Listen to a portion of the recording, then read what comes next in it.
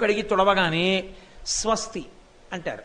స్వస్తి అన్న మాట, స్వస్తిక్ అన్న గుర్తు చాలా గొప్పవి. స్వస్తిక్ అన్న గుర్తు ఎక్కడిదంటే లక్ష్మీదేవి అమ్మవారు, లక్ష్మీదేవి అనండి, భ్రమరాంబ అనండి, సరస్వతి అనండి, ఏ పేరుతో పిలిచారన్న దానితో నాకు సంబంధం లేదు. పరతత్వము శ్రీయన గౌరినాబరగు చల్వగు చిత్తము పల్లవింప భద్రాయితమూర్తియై హరహరంబగు రూపము దాల్చి విష్ణు రూపాయ నమశివాయని పల్కెడు వైదికధ్యాయతకిచ్చమిచ్చు పరతత్వము కొల్చెద నిష్టసిద్ధికి అంటాడు తిక్కన గారు భారతాన్ని ఆంధ్రీకరిస్తూ.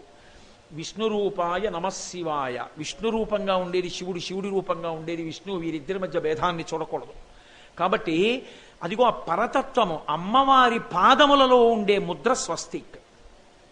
ఆ స్వస్తిక్ పరమమంగళప్రదమైనటువంటి గుర్తు. అందుకే వరాహ పురాణంలో పద్మావతీదేవి కనబడితే నారదుడు ఆవిడ చెయ్యి చూసి జ్యోతిష్యం చెప్తూ ఓ మాట అంటాడు, పాణి పద్మదళాకారవు పాదౌతే స్వస్తికాయుతవు అన్నాడు. నీ పాణి అరిచెయ్యి చూస్తే పాణి పద్మదళాకారవు, పద్మదళం ఎలా ఉంటుందో అలా ఉంది.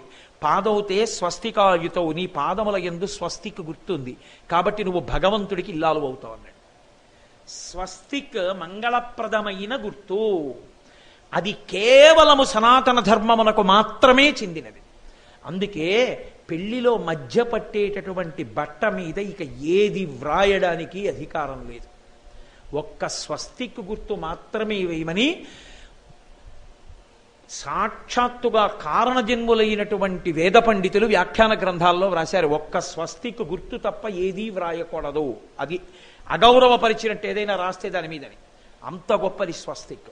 కాబట్టి ఈయన స్వస్తి అన్నమాట అందులోంచి వచ్చింది. మంగళమగుగాక మంగళమగుగాక మంగళమగుగాక. విశ్వనాథ సత్యనారాయణ గారు భాగవతం మీద ఎక్కడో ప్రసంగం చేస్తూ మాట అన్నారు, తెలుగు సాహిత్యం మొత్తం ఒకెత్తైతే పోతన గారు రాసిన ఈ పద్యం ఒకెత్తన్నారు. ఏ పద్యం?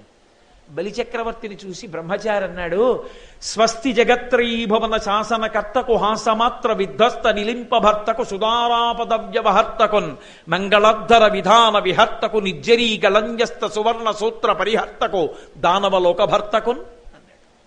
స్వస్తి జగత్రీభవన శాసనకర్తకు, మూడు లోకములను పరిపాలించే బలి నీకు స్వస్తి, శుభమగుగాక.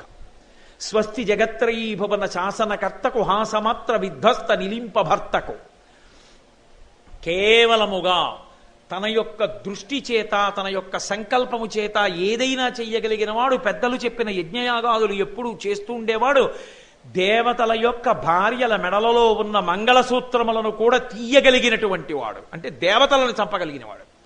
అటువంటి వాడికి నిర్జరీ గళన్యస్త సువర్ణ సూత్ర పరిహర్తకు దానవలోక భర్తకున్ స్వస్తి. స్వస్తికి ఉన్న లక్షణం ఏమిటో తెలుసా అండి? స్వస్తి చెప్తున్నారంటారు అంటే శుభం చెప్తున్నారు. స్వస్తి చెప్పారంటే ఇంకో అర్థం కూడా ఉంది, అక్కడతో అయిపోయింది.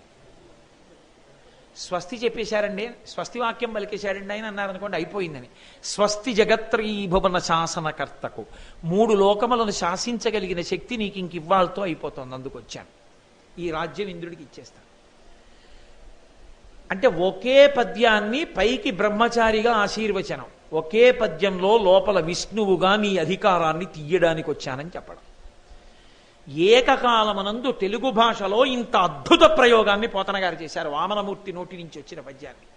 అందుకే మహానుభావుడు కారణజన్ముడై ఋషి అయి ప్రాతస్మరణీయులయ్యారు పోతన గారు.